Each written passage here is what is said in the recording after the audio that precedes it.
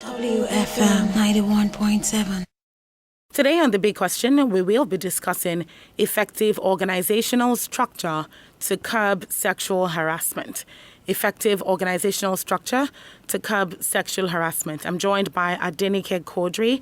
Good afternoon. Thank you for joining us. Good afternoon, Sonto. All right. Nice to be here. Yes, good to have you as well. All right, so we're still talking about effective organizational structure to curb sexual harassment. You can do well to join the conversation by calling the number 07000 917 917. You can also send your text or WhatsApp messages to 0703 175 6537. 0703 175 6537. A study conducted by Air Women Hub on 1,000 women within the FCT, cutting across different public and private sectors, shows that out of 1,000 women, 77% have reported that they have faced career barriers at the workplace, such as bullying and intimidation, mismatch of job placement and skills, inflexible work hours. I'm sure we're very familiar with that. Lack of organizational support for females. Bullying and intimidation has the highest in occurrence, including sexual harassment. 51% of the women in the study conducted said that they have experienced sexual harassment, and this is with 91.5% saying that the inappropriate behavior came from a superior or their bosses.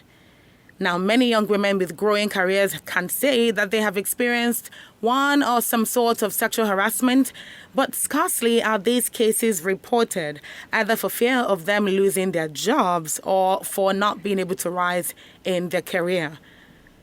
Based on all of this, organizations need to be structured in a way that these young women can rise up the corporate ladder in a healthy work environment. So, to discuss effective organizational structure to curb sexual harassment is Anuli Aniebo Ola Olani, Executive Director, Air Women Hub. Good afternoon, Anuli. Thank you for joining us today on The Big Question. Good afternoon. Can you hear me?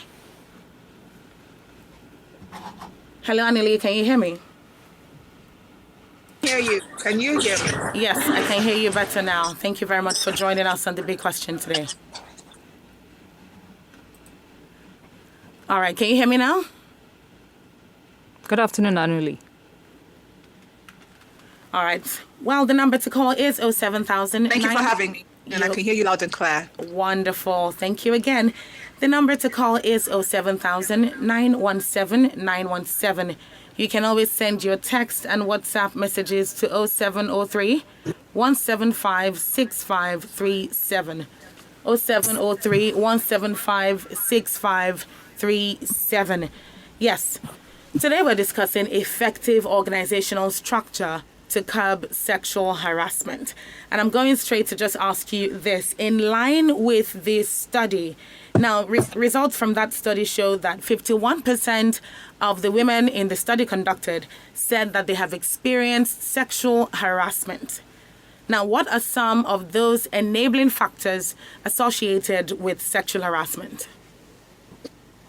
Well, thank you so much, Sumto. Thank you so much for this opportunity to address this research. Thank you to Women Radio for this opportunity. Now, the question you're asking is, how do I describe this? It's a normalized ideology, Sumto. So what I mean by that is enabling factors, while not acceptable, is used to justify the prevalence of sexual harassment.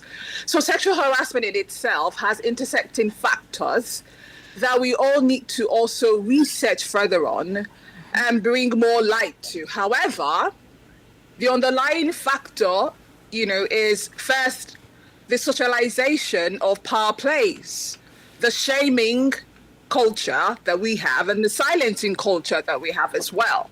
Something I call economic disempowerment of, marginalized members of the society, according to this research, young women and women living with disabilities.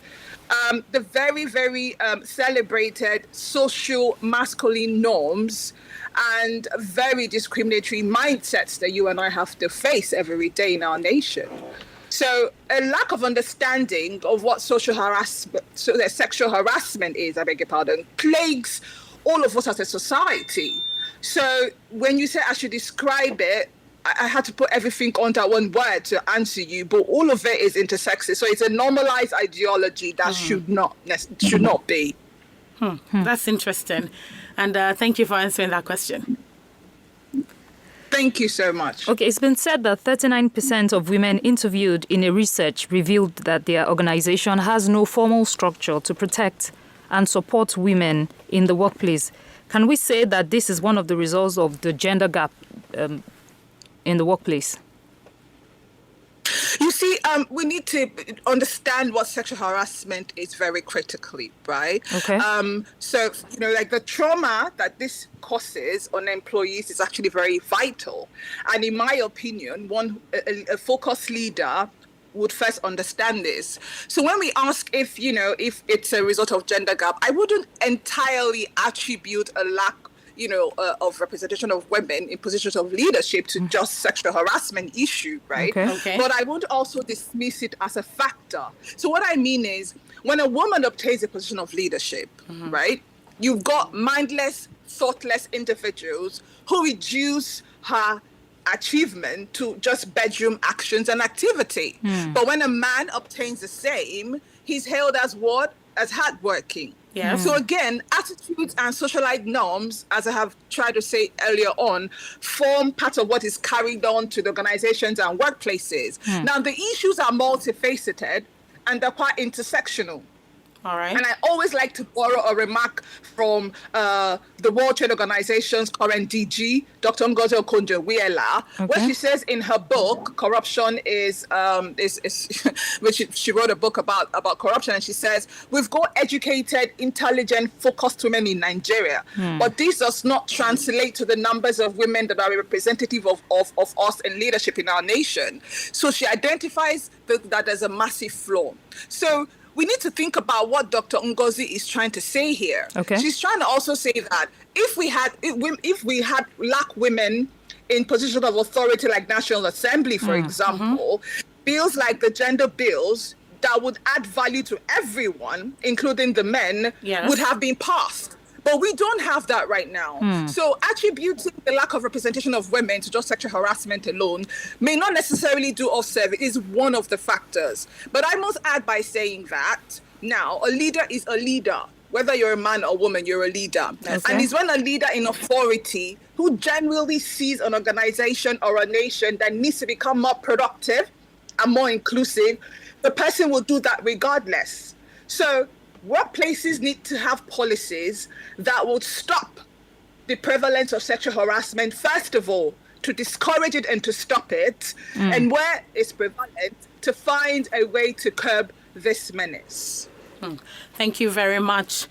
It's 14 minutes past the hour of 2 on your Women Radio WFM 91.7, Nigeria's only radio station for women and their families. Today we're discussing effective organizational structure to curb sexual harassment.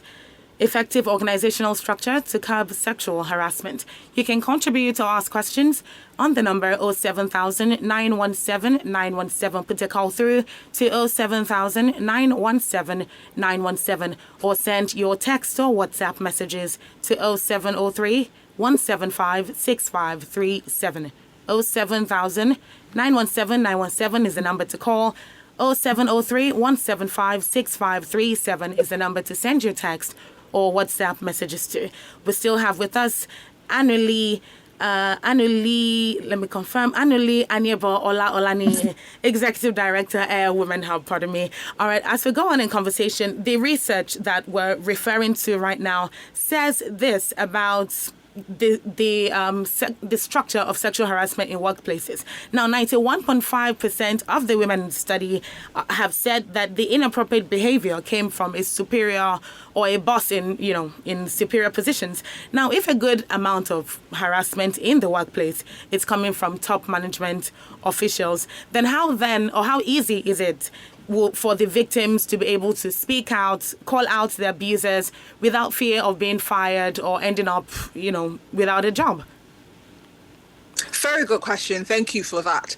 Yes, based on our research findings, we found out that, it's not just top level, it's also middle level and colleagues who are perpetrators. So it's definitely challenging to call it out.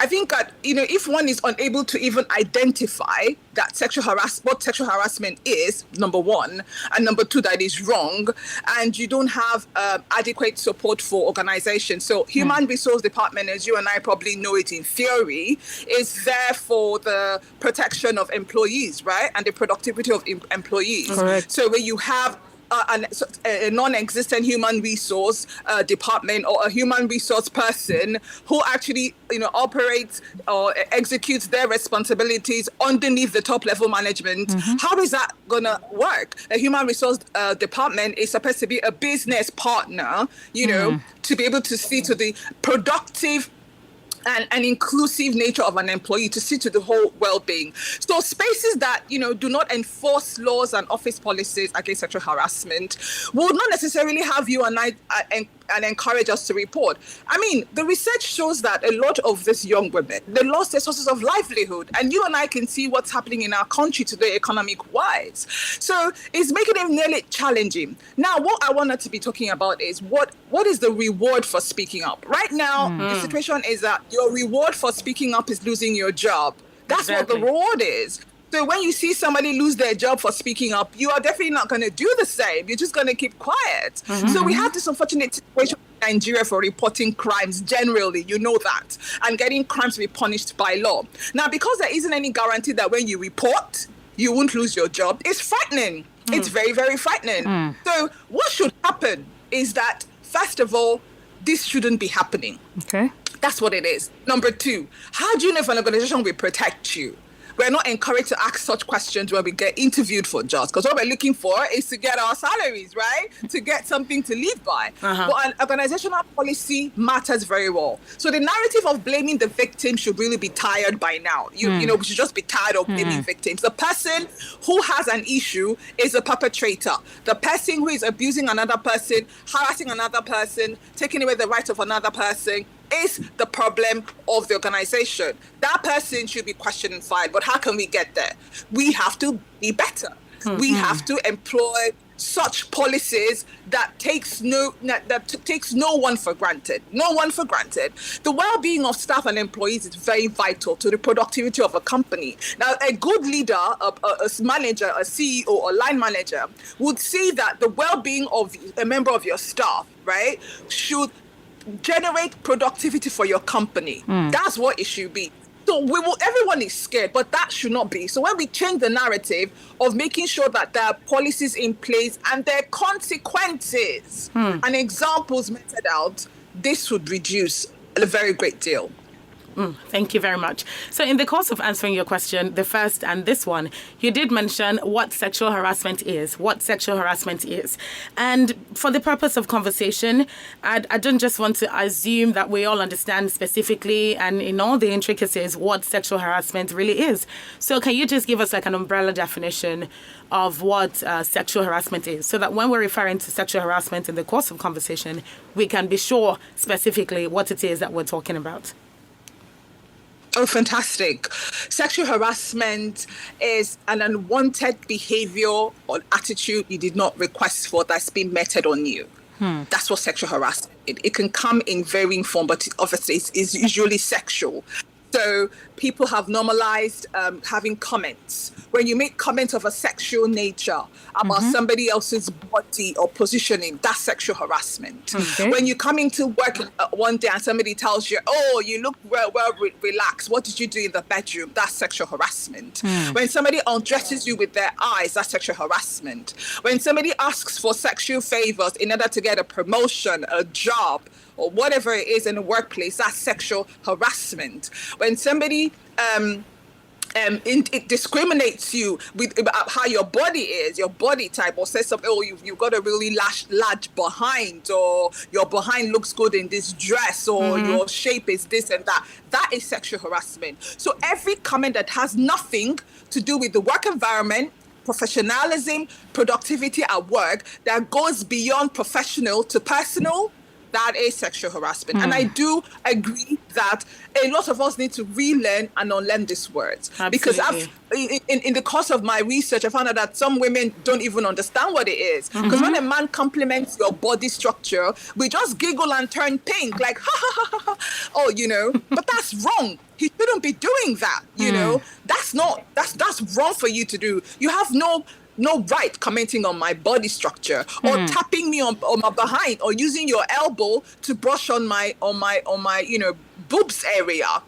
Yeah. You know, you have no right to do that. You have no right to comment on whether my lips are fat or not fat or moisturized or whatever it is. So I know that a lot of education needs to go in, because some other men I spoke to were like, oh, they need to be able to find out what the boundary is in complimenting a woman and, you know, crosses sexual harassment. And in this research, we found out that a lot of sexual harassment awareness and re-education needs to happen. So I'm really grateful that you asked that question, because that's really the key part of our research that we're actually delving into as we progress on our data findings. Absolutely. Thank you very much, Annalie. Okay, while you were speaking the other time, you talked about HR being a business partner to the organization. Now we find out that in Nigeria today, there's hardly an organization, except maybe multinationals, where HR has the independent power to take decisions. So imagine a boss is harassing a lady, and the lady reports to the HR person.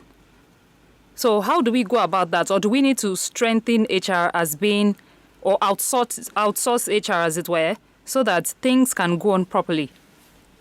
Because we all know that HR only is like that in theory. Yes, thank you for that question.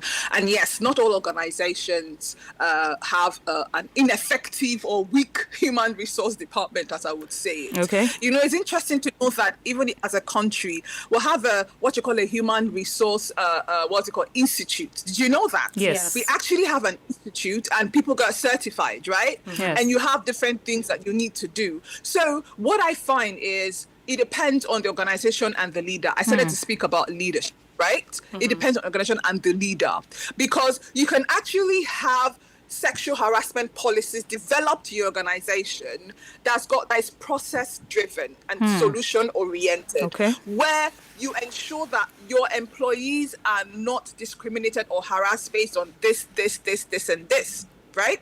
Now, the human resource department, it's an amazing job. I have a certification in human resource. I did my master's degree in human resource management. So I know what I'm speaking about. Okay. But when you are implementing it, you need to be sure that you are working and the people are understanding what this should happen. Now I have to pull in the bill, the law. So the International Labour Organization, ILO 190, is a law that Nigeria has signed on to. And you know that our country is always big on signatories and, you know, we are very, very slow on ratification. So ILO 190 talks about sexual harassment at work, and we are signed up, and the ministries, the stakeholders that are meant to be implementing this are probably trying to do their work. But the goal is to ensure that sexual harassment is punishable by law. And every organization signs up to ensure that they have it. It doesn't mean that other organizations don't have it and they're going through it. Like the ICPC, for example, one of the stakeholders that we worked with and shared our data with, ICPC sees it as a corruption, and we agreed with them because we were saying that this is corruption. Because it's corruption because if you want somebody to give you sexual favors over an opportunity, that's corruption, right? So ICPC agrees with us that it's corruption, and ICPC has got one of the most robust sexual harassment policies we've been able to see, right? And you know, working with them to ensure that we can get that out. So to answer your question, human resource need to wake up and do your job to protect your employees. The human resource manager should be able to educate the CEO or the owner organization to say that this is my job here. Okay. And I will close by saying that we had a conversation because we're having awareness campaigns on social media, etc., and online media to talk about sexual harassment. And we had a conversation with a human resource director at a top financial institution based in Lagos. And he said to us that because his role as a director was as a partner, he was able to call out sexual harassment that was happening on some young women in the organization and take that to the board member. Do you see what I mean? So Clearly. imagine that. Even at that, he had difficulty because it was the CEO, right? And he's a huge HR director. Yes. But because the board but because the company reported to a board, he was able to do his findings and take the matter up. But that's a man who knows his job as a HR director, right? And all of the people got, the consequences were meted out, and the young women thankfully didn't lose their roles, right? So in this community right now, HRs need to be re-educated. But like I still said, if you don't have a human resource manager or department, it's not excuse for you to not have sexual harassment policy in your organization. All right. Thank you very much, Annelie. So as we round off, what would be your recommendation on how organizations can handle cases of sexual harassment in order to create that safe space for women? So you've talked about policies, but what are is there any other recommendation from your part that you would say? And then please link that to how men can play better roles in creating that space, that safe space for women within organizations where women are more within their staff. Okay, thank you very much. So, like I was initially talking about the ratification of ILO 190, I was speaking about talking to places like the National Labour Congress and Ministry of Labour, because there are also ministries that are, involved with this ratification.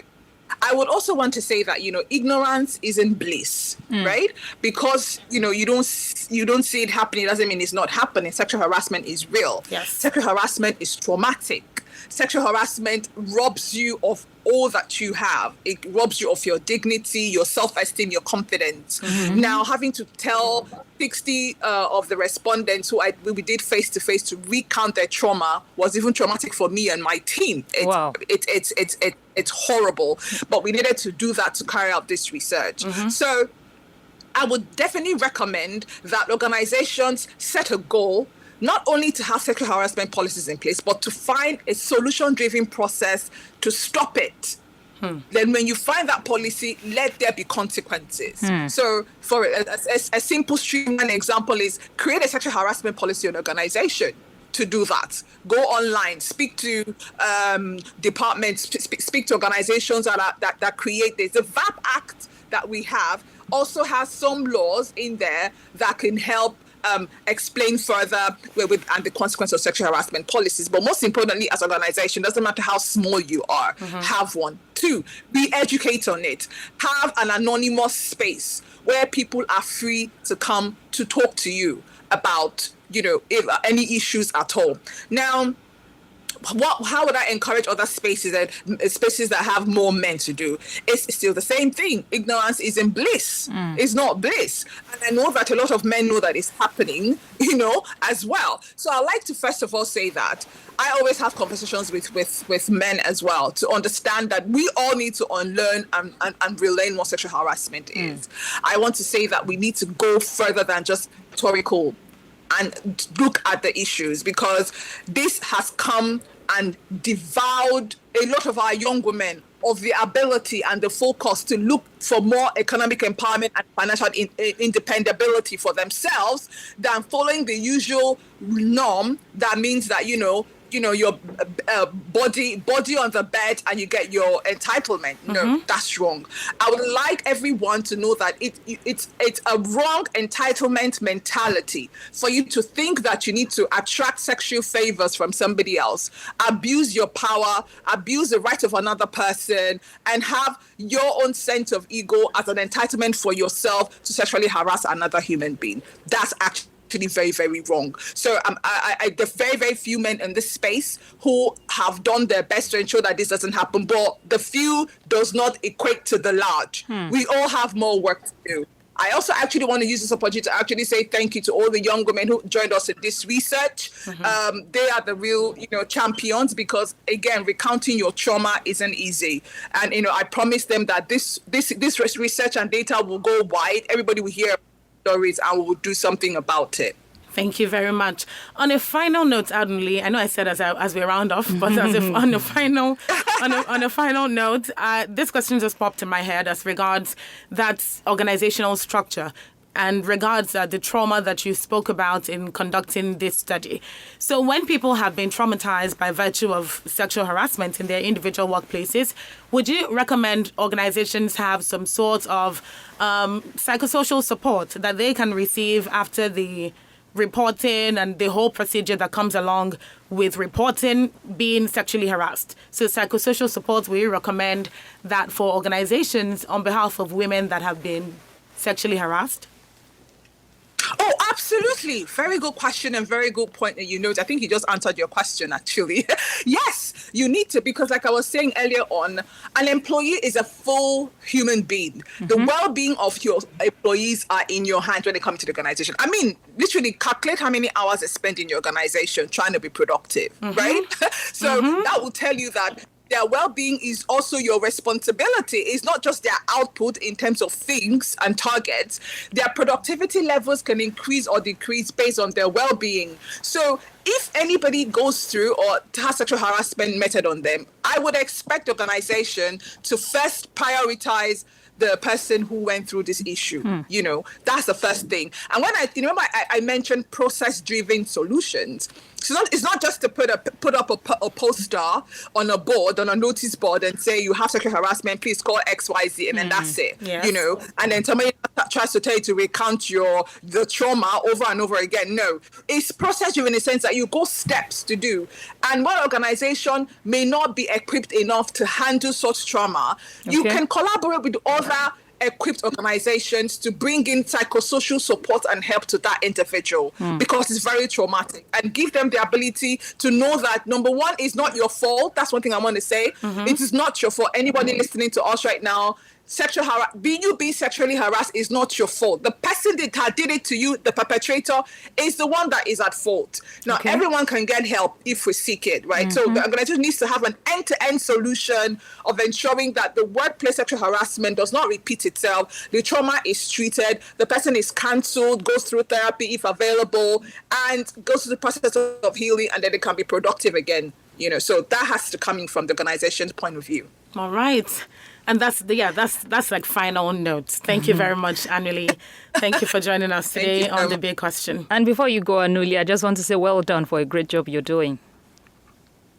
Oh my goodness, I really appreciate you saying that. Thank you. Thank you so much. It's a job for all of us. I've always felt like, you know, I am an impact-driven person. Air Women Hub is an impact-driven organization. And I'm so grateful to Auntie To Shonaya as well, because she's such an impact-driven person. She inspires me a lot to make impact. And I'm so honored that, you know, I'm here to share this today. So hopefully we'll have more conversations to come. Thank you so much for what you do Most as well. definitely. Thank Please you. enjoy the rest of your day. You too. Bye-bye. All right. Yes, and that was Anuli Aniebo Ola Olani, Executive Director, Air Women Hub. And we've basically just lent credence to the fact that sexual harassment is really prevalent in workplaces, and organizations need to do better. They need to be structured in a way that young women who have been victims of sexual harassment can still rise up the corporate ladder in a healthy work environment. So yes, organizations need to understand that sexual harassment, proper structure as regards sexual harassment in the workplaces will pay off for the productivity of their staff members. Thank you very much for joining us at Dinike today on The Big Question. Thank you, Somso. And special thanks to our producer, Praise Olatumbosu, and Esther Alaribe. My name is Sumto Titilayo Ajama. Good afternoon. WFM 91.7.